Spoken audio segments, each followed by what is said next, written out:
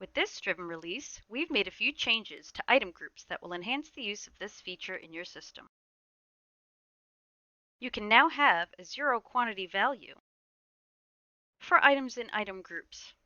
This is useful if you want to vary the options available for a particular item group without losing the core pieces or options of the item group itself. We've added the group item quantity field to the item import, which can simplify your inventory imports. This field is for item groups only, and the value must be greater than or equal to 0. If this field is left blank on the import, the value of 1 will be used by default.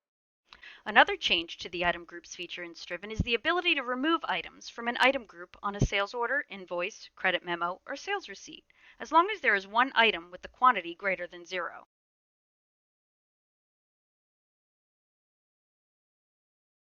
These updates to the item groups features will not only help make your inventory management easier, but it will also help you save time when working with and tracking your inventory or item groups in Striven.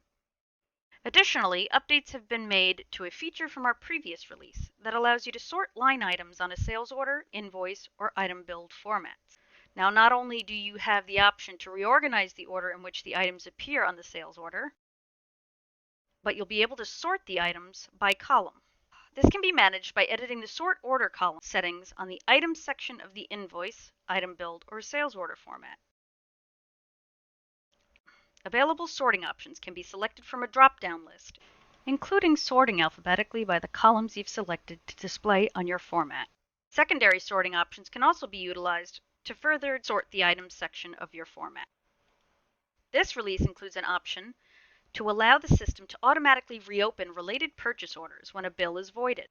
Now, when a bill is voided, the related purchase orders will revert to an open status and make it easier to go back and rebill them. These status changes will also be logged in the audit log for these transactions. So for example, here's a bill related to 2 purchase orders which are in a fulfilled status.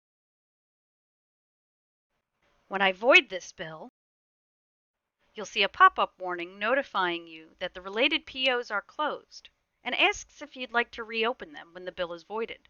Clicking yes will reopen the POs, making it easier to go back and rebill them.